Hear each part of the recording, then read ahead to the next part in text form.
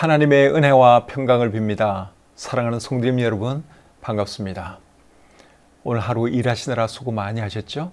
그래도 요즘은 날씨가 너무 좋아서 참 생활하기도 편하고 또 세상도 아름답고 너무너무 좋습니다. 4월이 참 좋은 것 같아요. 그렇죠? 물론 5월도 좋고 3월도 좋은데 4월도 참 좋습니다. 3, 4, 5월 정말 좋은 계절에 또 여러분들과 함께 이렇게 주님을 예배할 수 있으니 더 감사합니다. 우리 찬송 한 곡 부르면서 온라인 가정 예배 시작하겠습니다.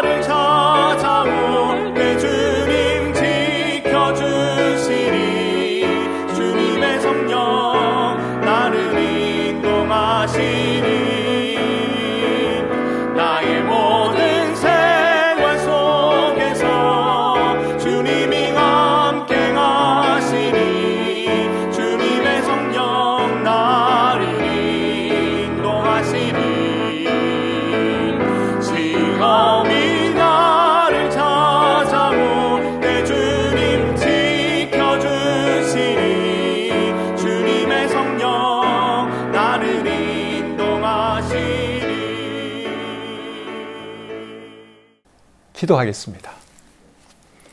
은혜와 사랑이 충만하신 하나님, 이 밤에 잠자리에 들기 전에 또 사랑하는 가족들과 함께 온라인으로 우리 하나님을 예배하시도록 해주신 것 감사합니다. 우리에게 가족이 있는 것이 얼마나 참 감사한 일인지요. 또 온 가족이 함께 주님을 예배하니 더 감사합니다. 이 시간 우리의 예배를 하나님 기쁘게 받아주시고 또 예배하는 우리 가족들 마음에 주님으로 인해서 더 큰 기쁨이 있게 하시고 또 가정마다 더 큰 행복이 있을 수 있도록 도와주시옵소서. 이 시간을 주님께 의탁하오며 예수님의 이름으로 기도드립니다. 아멘. 찬송 한 곡 더 부르겠습니다.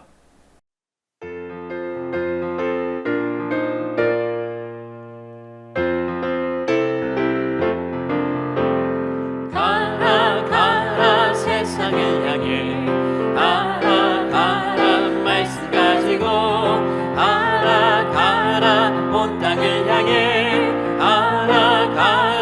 예수님 명령 우리 모두 가겠어요. 온 땅의 모든 사람들에게 예수님의 사랑을 전하겠어요. 우리 모두 주의 명령을 따라 온 땅의 모든 사람들에게 예수님의 사랑을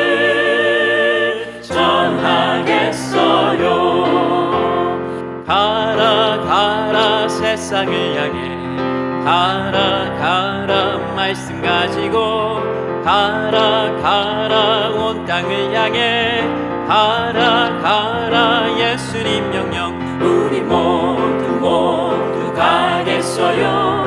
온 땅의 모든 사람들에게 예수님의 사랑을 전하겠어요.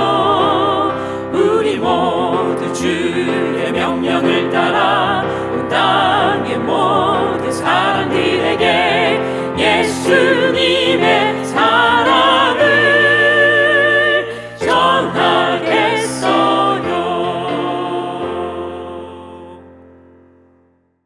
오늘 함께 나눌 하나님 말씀은 잠언 11장 1절부터 6절까지입니다. 잠언 11장 1절부터 6절까지 말씀을 제가 읽어드릴 때 여러분들 눈으로 잘 따라 읽으시기를 바랍니다. 속이는 저울은 여호와께서 미워하시나 공평한 추는 그가 기뻐하시느니라. 교만이 오면 욕도 오거니와 겸손한 자에게는 지혜가 있느니라. 정직한 자의 성실은 자기를 인도하거니와 사악한 자의 패역은 자기를 망하게 하느니라. 재물은 진노하시는 날에 무익하나 공의는 죽음에서 건지느니라.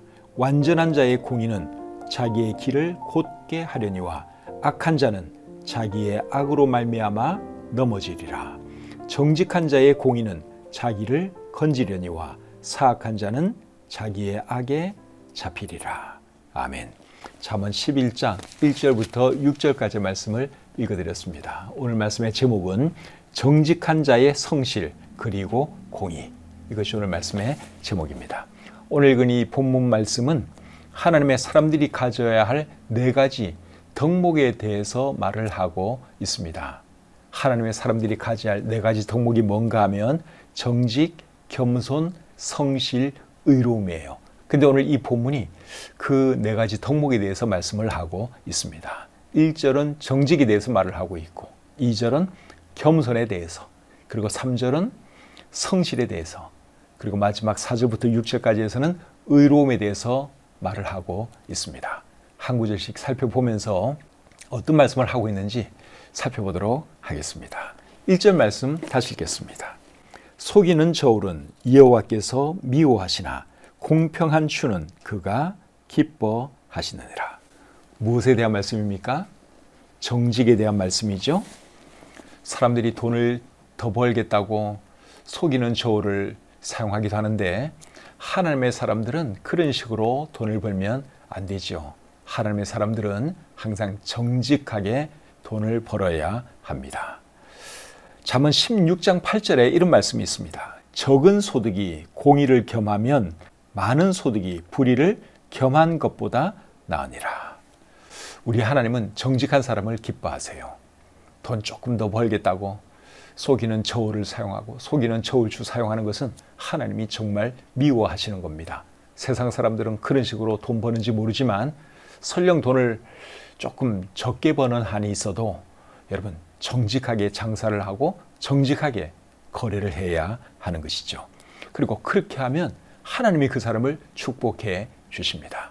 그리고 사람들도 여러분 다 알아요. 저 사람이 정직한 장사꾼인지 속이는 장사꾼인지 사람들이 모를 것 같습니까? 한두 번은 속을 수 있는데요. 사람들이 그렇게 어리석지를 않습니다.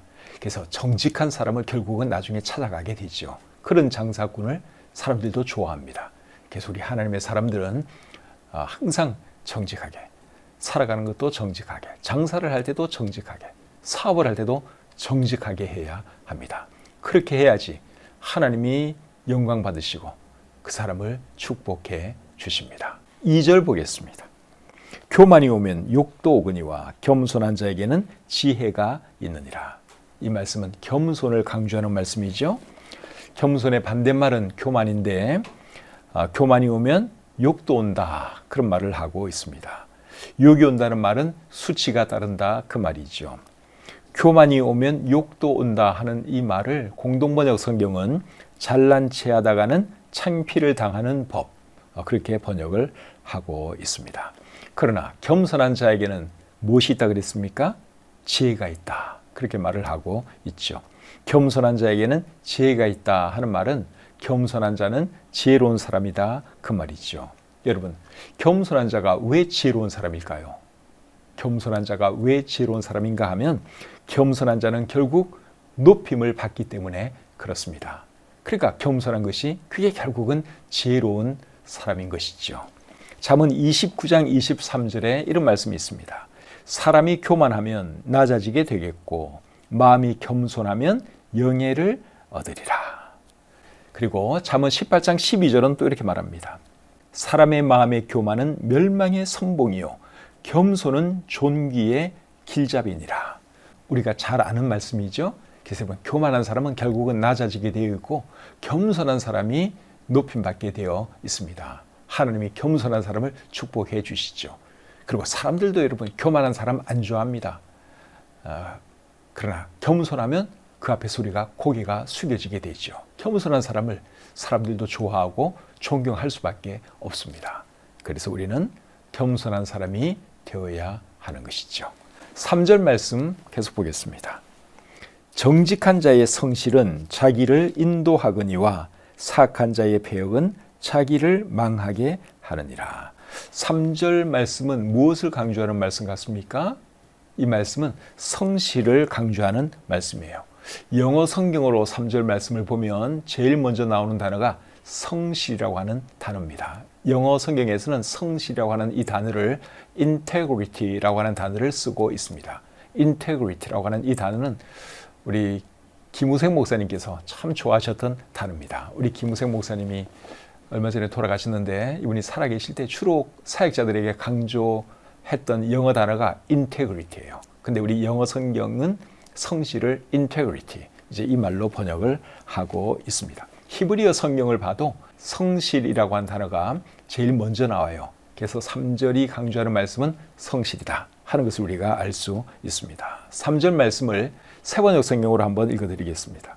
정직한 사람은 성실하게 살아 바른 길로 가지만 사기꾼은 속임수를 쓰다가 제꾀에 빠져 멸망한다.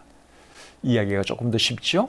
3절에는 성실이라고 하는 단어도 나오지만 또 정직이라는 단어도 나오지요. 근데 이 정직과 성실은 이게 거의 같이 가는 덕목이라고 할 수 있습니다. 대체로 보면 성실한 사람이 정직해요. 그리고 정직한 사람이 성실합니다. 그래서 정직과 성실은 이게 참 중요한 덕목이기 때문에 제가 어릴 때 학교 다닐 때 주로 급훈이 뭐였는가 하면 정직, 성실, 근면 이런 것이 제가 학교 다닐 때 그 급훈이었습니다. 요새도 학교에서 급훈이라는 것이 있는지 모르겠는데 제가 학교 다닐 때는 정면에 이제 태극기도 걸려 있었고 그리고 이제 급훈이 이렇게 걸려 있었는데요. 그 급훈이 정직, 성실, 그리고 근면 이런 게 많았어요. 그래서 정직과 성실은 참 중요한 덕목이죠. 사람들이 갖추고 있어야 할 아주 중요한 덕목이라고 할 수 있습니다. 사람이 정직하고 성실하면 결국은 잘 되게 되어 있죠. 속임수 쓰고 불성실하고 그런 사람은 순간적으로는 잘 될 수 있을지 모르지만 결국은 그런 사람은 안 될 수밖에 없어요. 어떤 사람이 잘 됩니까? 정직한 사람, 성실한 사람이 잘 되지요. 그것이 정직한 자의 성실은 자기를 인도한다 하는 이 말의 의미입니다. 반대로 사악한 자의 패역은 자기를 망하게 한다 그렇게 말씀을 하고 있죠. 패역이라고 하는 단어는 이게 잘 안 쓰는 어려운 단어인데 사전을 찾아보니까 이렇게 되어 있습니다. 사람으로서 마땅히 하여야 할 도리에 어긋나고 순리를 거슬러 불순함. 이것이 패역이라고 하는 단어의 의미인데 읽어도 참 어렵네요. 근데 우리나라 다른 번역본들을 보면 패역이라고 하는 단어 대신에 속임수라고 하는 쉬운 단어를 쓰고 있습니다. 공동번역으로 한번 3절을 읽어드리겠습니다. 정직한 사람은 바르게 살아 앞길이 열리지만 사기꾼은 속임수를 쓰다가 제꾀에 넘어진다. 3절 말씀의 의미가 이해가 되죠? 그렇게 어렵지는 않습니다. 4절 말씀 계속 보겠습니다. 재물은 진노하시는 날에 무익하나 공의는 죽음에서 건지느니라. 4절부터 6절까지에서는 공의를 강조하고 있습니다. 4절, 5절, 6절에 공통적으로 들어가 있는 단어가 공의라고 하는 단어예요. 공의를 영어 성경에서는 righteousness 이 단어를 쓰고 있습니다. righteous는 의로운 그런 단어죠. 거기다가 ness를 붙여서 이제 명사로 바꾸면 옳음, 의로움 이런 의미가 됩니다. 4절 말씀을 다시 한번 읽어보겠습니다. 재물은 진노하시는 날에 무익하나 공의는 죽음에서 건지느니라. 재물은 진노하시는 날에 무익하다 그랬는데 진노하시는 날은 죽음의 날을 의미한다고 할 수 있습니다. 4절 하반절에 죽음이라는 단어가 나오죠. 돈은 여러분 아무리 많아도 죽음 앞에서는 도움이 되지 않습니다. 돈이 죽음 앞에서 도움이 된다면 돈 많은 대기업 회장님들은 200년, 300년은 아마 살아야 될 겁니다. 그런데 현실은 그렇지가 않죠. 뭐 보통 사람들 비슷하게 살다가 갑니다. 돈이 죽음 앞에서 별 도움이 안 되기 때문에 그런 것이죠. 물론 돈이 많으면 좋은 의료 혜택은 받을 수 있어요. 병원에 입원을 하더라도 좋은 1인실에 입원해서 편안하게 지낼 수 있고 그런 장점이 있지만 그렇다고 해서 뭐 생명을 얼마나 더 연장해 주느냐? 그렇지는 않다는 겁니다. 그래서 돈이 죽음 앞에서는 별 의미가 없다 하는 것이죠. 그리고 돈이 아무리 많아도 죽음 뒤에 있는 심판은 피할 수가 없습니다. 사람이 한 번 죽는 것으로 끝나는 게 아니죠. 죽음 뒤에는 심판이 있는데 돈이 많다고 해서 그 심판을 피할 수 있느냐? 피할 수 없습니다. 누가복음 16장에 보시면 부자와 거지 나사로 이야기가 나오는데 돈 많은 부자가 죽어서 어디에 갔습니까? 음부에 갔죠. 음부는 지옥으로 이해해도 되는 곳입니다. 돈이 많은데도 불구하고 지옥에 떨어졌어요. 돈 많은 것이 그에게 전혀 도움이 되지 않은 것을 우리가 알 수 있습니다. 그런데 죽음 앞에서 도움이 되는 것이 있어요. 그게 뭡니까? 그것이 공의입니다. 4절 말씀을 다시 한번 읽어보겠습니다. 재물은 진노하시는 날에 무익하나 공의는 죽음에서 건지느니라. 죽음에서 건지는 것이 뭐라 그랬습니까? 공의라고 말씀을 하고 있죠. 여기서 말하는 죽음은 육체의 죽음 뒤에 있는 영원한 죽음, 즉 하나님의 심판을 의미한다고 할 수 있습니다. 그래서 이 공의가 죽음에서 사람을 건져준다. 그 말을 지금 하고 있죠. 그렇다면 공의는 뭐겠어요? 공의. 공의는 의로움을 공의라고 지금 번역을 하고 있는데 여기서 말하는 공의는 하나님께 의롭다함 받은 것을 말합니다. 사람이 하나님께 의롭다함 받는 방법이 뭐죠? 그것이 예수님 믿는 것이죠. 사람은 죄인으로 태어나서 죄 가운데 살다가 영원히 멸망할 수밖에 없습니다. 그런데 예수님이 우리의 죄를 대신해서 십자가에 달려 돌아가셨죠.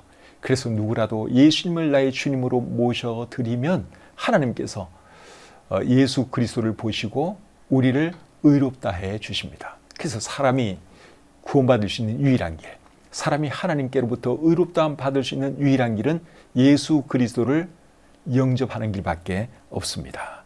그래서 공의가 죽음에서 우리를 건져준다. 그것이 지금 이 말씀이 우리에게 하고 있는 내용이죠. 사람은 언젠가 한 번은 죽습니다. 죽음 뒤에는 심판이 있는데 심판으로부터 사람을 지켜주는 것은 예수 그리스도를 믿는 믿음밖에 없다 하는 것을 여러분들이 꼭 기억할 수 있기를 바랍니다. 재물이 아니에요. 재물이 아무리 많아도 재물은 우리를 하나님의 심판으로부터 지켜주지 못합니다. 잠언 23장 4절과 5절에 이런 말씀이 있습니다. 부자 되기에 애쓰지 말고 내 사사로운 지혜를 버릴지어다. 네가 어찌 허무한 것에 주목하겠느냐. 정령이 재물은 스스로 날개를 내어 하늘을 나는 독수리처럼 날아가리라. 재물을 허무한 것이라고 표현하고 있습니다. 재물이 많이 있을 때는 참 좋은데 그 재물이 항상 나와 함께 있는 것이 아니잖아요. 그리고 죽을 때 돈 아무리 많아도 그 소용없습니다. 또 죽음 뒤에는 하나님의 심판이 있는데 그 돈 많은 것이 하나님의 심판을 면하게 해줄 수 있느냐? 그렇지 않습니다. 그래서 재물은 결국은 허무한 거예요. 언젠가는 나를 떠나가는 하늘나는 독수리와 같은 것이 재물이다 하는 것을 우리는 꼭 기억하면서 살아야 하는 것이죠. 시편 39편 6절과 7절은 또 이렇게 말합니다. 진실로 각 사람은 그림자같이 다니고 헛된 일로 소란하며 재물을 쌓으나 누가 거둘는지 알지 못하나이다. 주여 이제 내가 무엇을 바라리요? 나의 소망은 주께 있나이다. 이 말씀은 다윗 왕이 한 말이에요. 다윗은 왕으로서 권력도 있었고 돈도 많았지만 그는 재물에 소망을 두지 않았습니다. 하나님께 소망을 두고 살아갔습니다. 그래서 다윗이 지혜로운 사람인 것이죠. 저와 여러분도 그렇게 할 수 있기를 바랍니다. 물론 이 땅에서 돈 많이 벌면 좋아요. 그런데 그 돈이 우리를 죽음에서 지켜주시는 것이 못 된다 하는 거예요. 하나님의 심판으로부터 우리를 보호해 주지 못한다 하는 거예요. 하나님의 심판으로부터 우리를 지켜주는 것은 무엇입니까? 예수 그리스도를 믿는 믿음. 하나님께로부터 의롭다함 받은 그것만이 우리를 죽음으로부터, 심판으로부터 지켜주는 것이다 하는 거 여러분 꼭 기억하시고 늘 구원해 주신 하나님의 은혜 감사하면서 살아가는 저와 여러분들이 되시기를 바랍니다. 5절 말씀 보겠습니다. 완전한 자의 공의는 자기의 길을 곧게 하려니와 악한 자는 자기의 악으로 말미암아 넘어지리라. 완전한 자의 공의는 자기의 길을 곧게 한다 그랬는데 여기서 완전한 자는 어떤 자를 말할까요? 여기서 완전한 자는 하나님께로부터 죄사함 받은 사람, 하나님께로부터 의롭다함 받은 사람을 의미하죠. 그리고 악한 자는 자기의 악으로 말미암아 넘어진다 그랬는데 여기서 말하는 악한 자는 하나님을 부인하는 자, 하나님을 떠나 자기 마음대로 악을 행하면서 살아가는 자를 의미합니다. 그래서 이 말씀에 의하면 우리 하나님의 사람들은 어떻게 살아야 하는 겁니까? 바르게 살아야죠. 의롭게 살아야 합니다. 5절 말씀 다시 한번 읽어보겠습니다. 완전한 자의 공의는 자기의 길을 곧게 하려니와 악한 자는 자기의 악으로 말미암아 넘어지리라. 이제 마지막 6절입니다. 정직한 자의 공의는 자기를 건지려니와 사악한 자는 자기의 악에 잡히리라. 6절 말씀은 바로 앞에 있는 5절과 상당히 비슷합니다. 6절 말씀의 의미는 이거예요.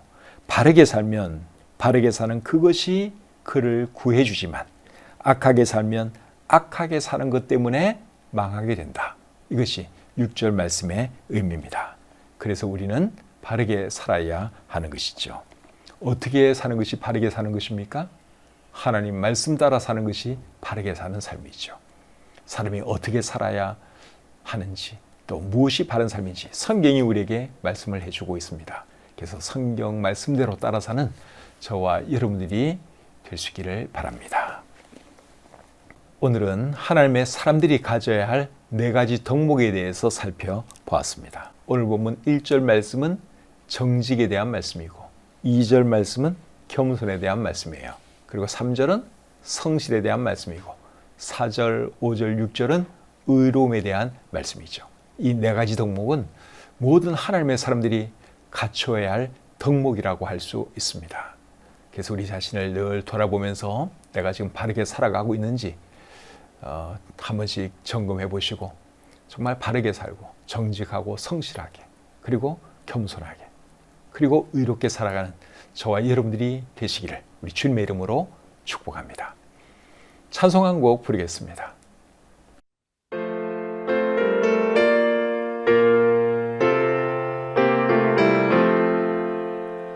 너 성결케 위해 늘 기도하며 너 주 안에 있어 늘 성경 보고 온 형제들 함께 늘 상이면서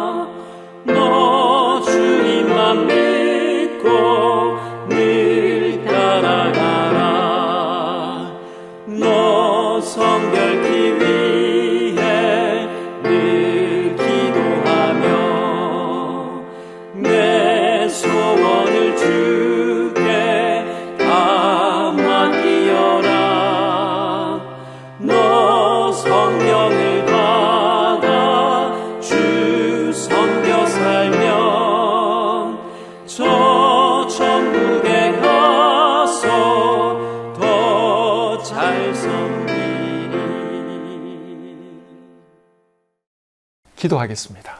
하나님 아버지, 잠언 11장 말씀을 통해서 또 하나님의 사람들이 갖춰야 할 4가지 덕목에 대해서 살펴보았습니다. 들은 말씀대로 우리가 정직한 사람이 되게 하시고 성실하고 겸손하고 그리고 의로운 그런 사람이 되게 해 주시옵소서. 이미 예수 그리스도 안에서 우리가 그런 사람들이 되었습니다. 실생활에서도 정직을 실천하고 성실을 실천하고 겸손을 실천하고 의로움을 실천하면서 살아가게 해 주시옵소서. 주신 말씀을 감사드리며 예수님의 이름으로 기도드립니다. 아멘. 오늘은 잠언 11장 1절부터 6절까지 말씀을 살펴보았는데 내용이 그렇게 어렵지는 않습니다. 4가지 덕목 여러분 잘 기억하시고 항상 우리가 이 4가지 덕목을 추구하면서 살아야 하겠습니다. 우리 자녀들과 함께 예배드린 분들은 오늘 어떤 말씀 드렸는지 한번 질문을 해보세요. 우리 조그만 아이라고 할지라도 또 귀는 다 있어가지고 나름대로 다 듣고 있습니다. 그리고 얘기하다 보면 또 아이들이 재밌는 말도 할 수 있어요. 오늘 목사님이 무엇에 대해서 말씀했지 한번 꼭 물어보세요. 그리고 너 어떻게 생각해? 어떤 사람이 되어야 되겠어? 한번 꼭 물어보시고 또 아이의 대답 한번 들어보시기를 바랍니다. 그래서 어릴 때부터 우리 자녀들하고 대화하는 것이 참 중요합니다. 대화하다 보면 아이들의 머리가 깨치기도 하고 또 부모와의 관계도 좋아지고 그리고 말씀을 사랑하는 또 말씀이 그 마음에 자리 잡는 그런 효과가 있죠. 그래서 여러분 우리 자녀들하고 꼭 예배 함께 드리고 대화 많이 하시고 그렇게 하시기를 바랍니다.